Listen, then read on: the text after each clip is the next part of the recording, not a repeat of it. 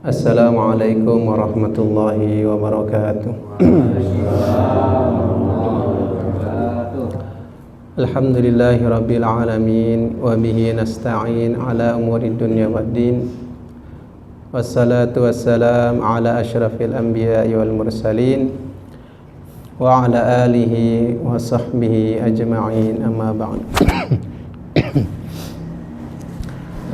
Bapak, Ibu, kami jamaah dari Musala Al-Hamzah yang semoga senantiasa dimuliakan dan dirahmati oleh Allah Subhanahu wa taala. Kita memanjatkan rasa syukur pujian kepada Allah Subhanahu wa taala atas segala macam limpahan nikmat yang Allah berikan, sehingga di kesempatan malam hari ini kita masih bisa merasakan kesempatan untuk melaksanakan ibadah kepada Allah Subhanahu wa taala. Salawat teriring salam semoga senantiasa tercurahkan kepada sebaik-baik manusia, sebaik-baik nabi dan rasul, Nabi Muhammad sallallahu alaihi wasallam. Para jamaah sekalian yang Allah Subhanahu wa taala muliakan, alhamdulillah di kesempatan malam hari ini insyaallah kita kembali melanjutkan dari pembahasan tentang ilmu waris. Sebagaimana kita ketahui di pertemuan yang lalu, bahwasanya dalam ilmu waris itu mempelajari dua bagian. Bagian yang pertama adalah tentang fiqhul waris, fikih waris. Bagian yang kedua adalah tentang bagaimana menghitung waris. Kita tidak bisa langsung kepada tahap kedua menghitung waris sampai kita memahami dengan baik bagaimana fikih warisnya. Sehingga insyaallah secara bertahap, sedikit demi sedikit kita akan mempelajari fikih waris sehingga memberikan pemahaman yang baik kepada kita untuk bisa mengantarkan bagaimana pembahasan fikih waris sangat luas. Adapun yang akan kita bahas pada malam hari ini insyaallah tentang pertama rukun waris. Arkanul irth, rukun waris. Yang dimaksud adalah unsur-unsur yang ada dalam proses pembagian waris. Di mana apabila salah satu unsur ini hilang, tidak terpenuhi, maka tidak akan bisa terjadinya proses pembagian waris. Apa saja rukun-rukun waris itu? Yang pertama adalah al-muwarris, yaitu orang yang memberikan waris. Al-muwarris yaitu orang yang memberikan waris. Ini adalah seseorang yang kelak meninggal dan memiliki harta waris, kemudian kelak diwariskan, dibagikan kepada ahli warisnya yang yang masih hidup. Jadi unsur yang pertama adalah al-muwarris, orang yang memberikan waris. Yang kemudian yang kedua dari rukun waris adalah al-waris, yaitu orang yang menerima waris. Artinya adalah orang yang hidup yang kemudian berpindah harta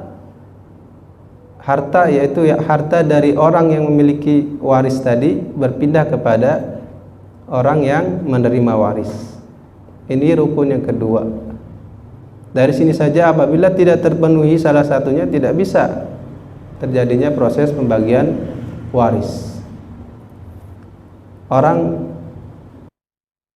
harta tapi tidak ada yang kelak akan menerima waris, maka tidak bisa, di sini akan terjadinya proses pembagian waris. Ini rukun yang kedua. Rukun yang ketiga adalah al-mawrus, harta yang kelak akan dibagikan. Al-mawrus, bahasa Arabnya al-mawrus, yaitu harta yang kelak akan dibagikan. Ya, jadi ini adalah 3 daripada rukun waris. Jadi rukun waris ada 3. Salah satunya hilang, maka tidak bisa terjadinya pembagian waris. Orang punya harta, tapi tadi dia tidak memiliki orang yang kelak akan menerima warisnya, maka tidak bisa dinamakan pembagian waris.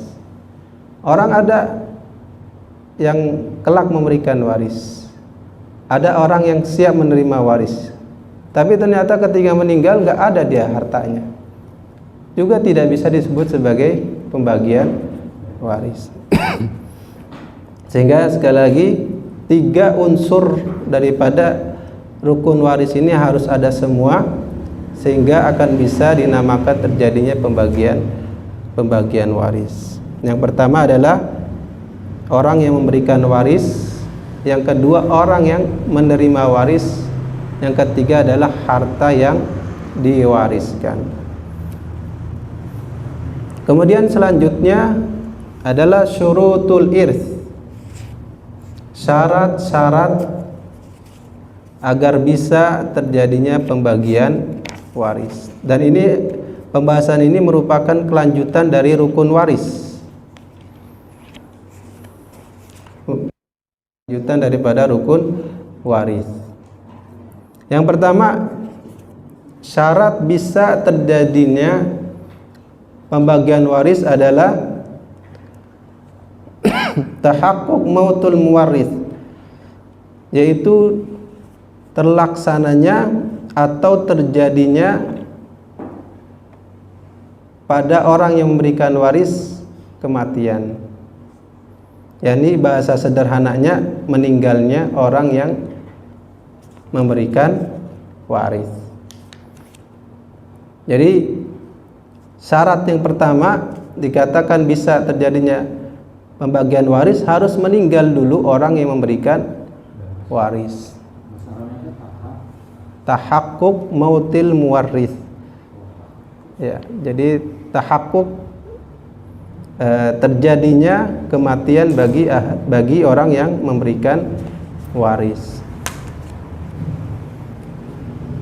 Bagaimana kita mengetahui kematian bagi yang pemilik waris? Yang pertama, bisa dengan kita melihat secara langsung, wah si fulan bapak ini meninggal, maka kita yakin bahwasanya ternyata pemilik waris tersebut sudah meninggal. Atau yang kedua bisa dengan al-musyahadah, persaksian. Kita tidak melihat, tetapi ada beberapa saksi menyatakan bahwasanya seseorang telah meninggal, maka di sini telah terpenuhi syarat yang pertama. Ya, apalagi sekarang proses ya tersampainya kabar itu sangat cepat. Sekarang media sosial sangat ya membantu bagaimana bisa tersebarnya kabar dengan cepat ya.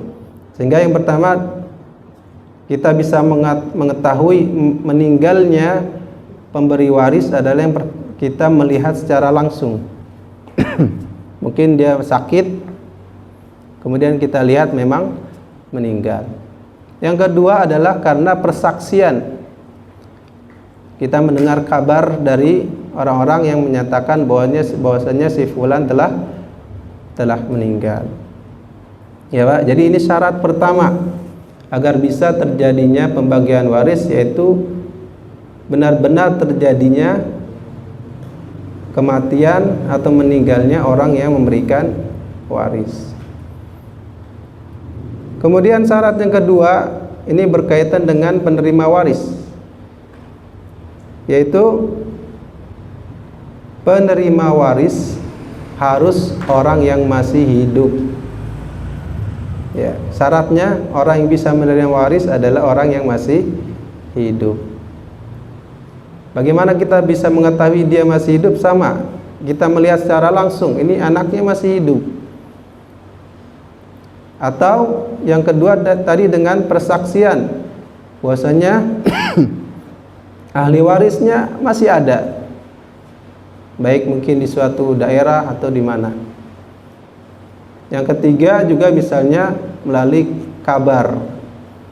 Ya tadi bisa masuk ke dalam hal ini persaksian tadi ya. Mungkin ahli warisnya merantau di mana gitu, dan kita mengetahui melalui kabar bahwasanya ahli waris masih hidup. Sehingga sekali lagi kembali kepada bisa terjadinya pembagian waris adalah apabila syarat yang kedua terpenuhi, yaitu orang harus masih hidup, ya, masih dalam keadaan hidup. Meskipun hidupnya hanya sesaat. Misalnya seorang ibu dalam keadaan hamil, kemudian terjadi proses melahirkan, ibunya meninggal, kemudian bayinya hidup, maka di sini bayinya berhak mendapatkan waris. Meskipun sesaat ternyata bayinya ikut meninggal, maka bayi tersebut berhak mendapatkan waris. Ya, jadi meskipun sesaat. Atau misalnya terjadi kecelakaan, di mana misalnya dalam mobil ada keluarga, satu keluarga atau bapak dan anak, terjadi kecelakaan dan kita mengetahui bapaknya meninggal duluan, anaknya masih hidup, kita lihat, maksudnya mungkin dia juga terluka tapi masih hidup, maka kita katakan anaknya berhak mendapatkan waris. Ternyata setelah itu menyusul anaknya meninggal, maka tetap kita katakan di sini anaknya berhak mendapatkan waris. Bagaimana nanti hak warisnya? Kita akan berikan kepada ahli waris yang lainnya. Ya, jadi syarat yang kedua adalah harus masih dalam keadaan hidup.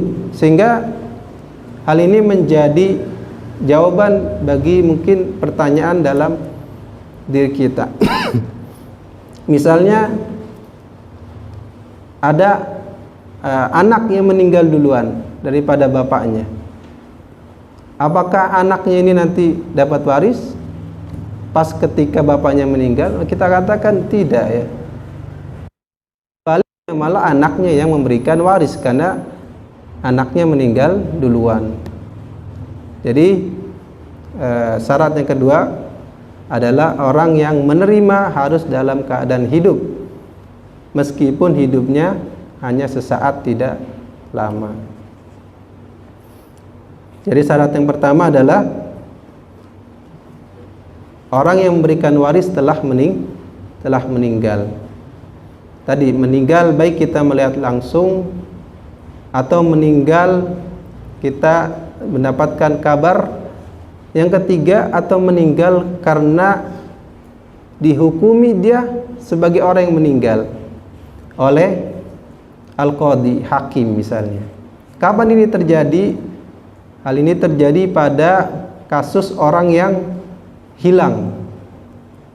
Misalnya orang melakukan safar untuk suatu tujuan, berobat, mungkin ini terjadinya di zaman dahulu, atau berperang, tidak kemudian terdengar dia kembali, maka dalam hal ini dilaporkan kepada hakim. Nanti dia akan menilai apakah dia masih dinyatakan masih hidup atau tidak. Beberapa ulama memberikan waktu tenggang, ditunggu ya, tapi waktunya lama. Ada yang 70 tahun kita tunggu dari semenjak dia lahir, 80 tahun, tapi ini waktu yang lama. Pendapat kedua adalah dikembalikan kepada ijtihad hakim, qadhi. Jadi kita laporkan bahwasanya si fulan ini dia pergi, hingga saat ini tidak diketahui bagaimana nanti hakim yang akan memberikan untuk memutuskan apakah dia dinyatakan meninggal atau tidak. Ya, kasus orang yang hilang. Kemudian syarat yang ketiga agar bisa terlaksananya pembagian waris adalah al-ilmu bi jihatil irth, mengetahui dan memahami bagaimana membagi waris. Nah, ini yang berat Bapak Ibu sekalian. Jadi syarat pertama kita sudah mengetahui si pemberi warisnya sudah meninggal. Syarat yang kedua kita mengetahui bahwasanya penerima waris dalam keadaan masih hidup. Tetapi syarat yang ketiga ini yang agak berat, kita memahami bagaimana bisa terjadinya pembagian waris. Tentunya dengan pembagian yang syar'i. Ya Bapak Ibu, demikian tentang pembahasan rukun waris yang kemudian berlanjut kepada syarat-syarat waris. Saya ulang mungkin secara ringkas. Rukun waris ada 3. Dan ini kebanyakan 3 Bapak. Rukun warisnya ada 3, syarat warisnya ada 3. Nanti kita masuk sebab mendapatkan waris juga ada 3. Jadi insya Allah menghafalnya mudah. Jadi rukun waris tadi ada 3. Pertama ada orang yang memberikan waris. Yang kedua ada orang yang menerima warisnya. Yang ketiga ada harta yang ditinggalkan sebagai warisan. Salah satu unsur ini hilang, tidak bisa terjadinya pembagian waris. Yang kedua, berlanjut kepada pembahasan syarat terjadinya syarat pembagian waris. Yang pertama berkaitan dengan pemberi waris. Harus diketahui secara pasti dia telah meninggal.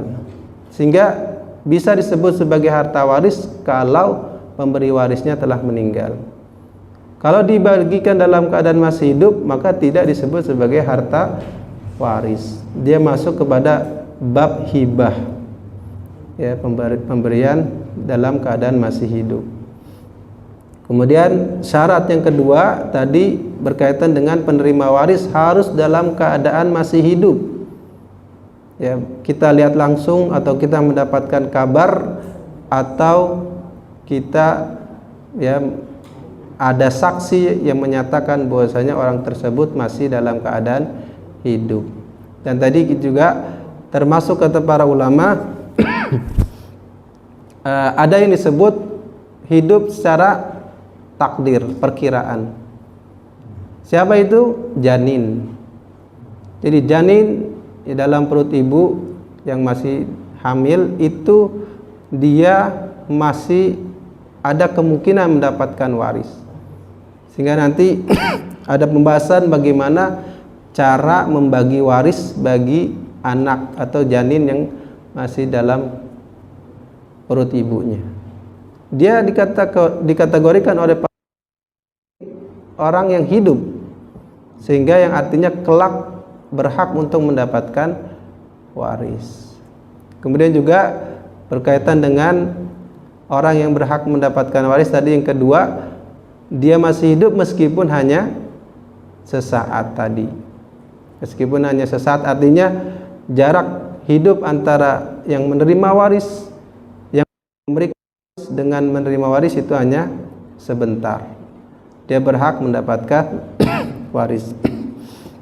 Yang ketiga syaratnya adalah seseorang harus memahami, mengetahui bagaimana cara membagikan waris secara syar'i. Setelah kita memahami rukun, kemudian syarat bisa terjadinya pembagian waris, sekarang kita berpindah kepada sebab-sebab mendapatkan waris. Ini perlu juga kita ketahui agar kita bisa memposisikan diri kita, kira-kira ini saya dapat waris atau tidak. Kalaupun saya dapat waris, saya dari sebab yang mana? Dari faktor yang seperti apa ya gitu ya. Kemudian para ulama mengatakan bahwasanya asbabul mirath, sebab-sebab mendapatkan waris juga ada 3. Yang pertama adalah aqdun nikah as-sahih. Sebab pertama adalah karena pernikahan. Berarti kalau di sini siapa Pak? Kalau sebabnya pernikahan antara suami dan istri. Nah ini mungkin yang kemarin saya sampaikan bahwasanya materi waris mungkin salah satu materi yang perlu diketahui oleh para calon pengantin, agar kelak dia mengetahui bahwasanya ada hak yang berlangsung terus selain daripada nafkah, ada hak yang terjadi yang perlu diberikan setelah kematian salah satunya, yaitu tentang waris. Ya, tapi ulama mensyaratkan sebab mendapatkan waris yang pertama nikah itu adalah pernikahan. Kapan dikatakan pernikahan itu sah? Yaitu apabila terpenuhi semua syarat-syarat dan rukun nikahnya, baru bisa di sini terjadinya saling mewarisi di antara mereka. Sehingga keluar dari pembahasan ini pernikahan yang tidak sah, seperti misalnya pernikahan tanpa wali misalnya, yang rukunnya tidak terpenuhi, atau ada namanya nikah mut'ah yang banyak terjadi oleh kalangan Syiah, atau misalnya adalah proses sebuah hubungan yang tidak syar'i, ya pacaran misalnya, maka tidak dikatakan itu sebagai sebab mendapatkan waris. Jadi para ulama mengatakan suami dan istri bisa saling mendapatkan waris, bisa saling mewarisi apabila terjalin di antara mereka akad nikah yang sah. Dan para ulama mengatakan ini terjadi hanya sebatas ketika mereka mengucapkan ijab qabul. Jadi ketika seorang laki-laki menerima qabul daripada ijab wali nikahnya, maka pada saat itu juga sudah ada hak di antara mereka saling mewarisi. Meskipun kata para ulama tidak adanya khalwah, mereka bersembunyi, artinya menyendiri, atau dukhul, bahasa fikihnya dukhul, yaitu terjadinya hubungan suami istri. Sebatas terjadinya akad ijab qabul, maka mereka sudah bisa saling mendapatkan waris.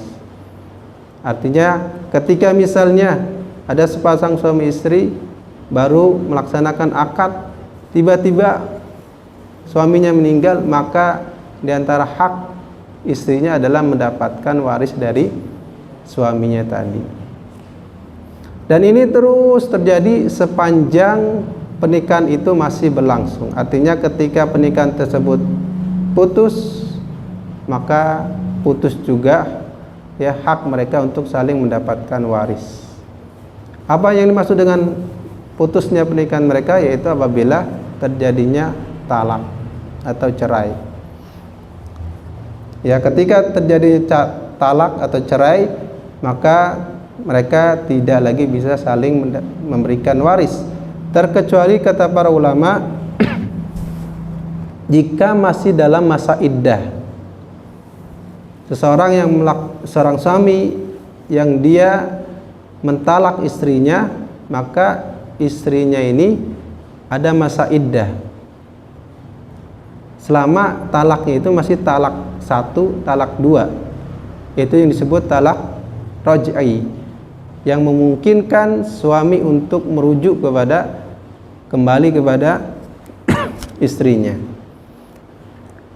Seorang istri yang diceraikan oleh suaminya, maka masa iddahnya adalah 3 kali haid. Maka selama wanita tersebut masih dihukumi sebagai istri daripada suaminya, sehingga dia masih berhak mendapatkan nafkah dari suaminya, dan dia masih berhak mendapatkan tempat tinggal. Masih boleh mereka untuk tinggal satu rumah dalam masa iddah tersebut. Kenapa? Karena di antara hikmahnya syariat memberikan proses.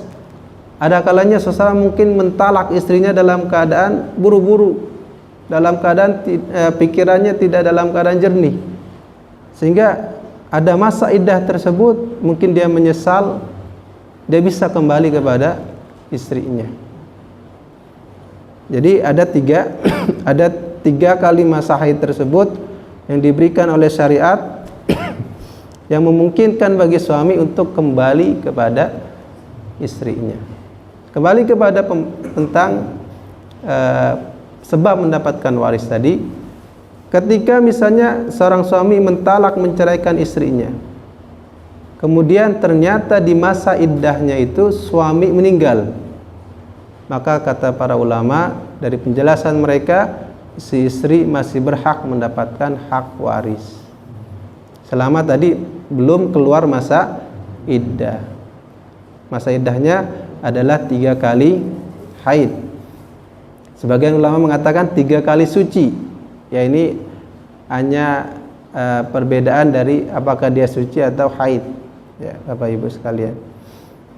Baik, ini sebab yang pertama. Ya, sebab pertama seorang bisa mendapatkan waris adalah karena sebab pernikahan. Makanya kita dapati tentang hak waris antara suami istri ini disebutkan oleh Allah perinciannya dalam surat An-Nisa ayat yang ke-12. Di situ Allah menyebutkan berapa bagian suami, berapa bagian istri. Artinya di sana ada pembagian waris di antara mereka. Sehingga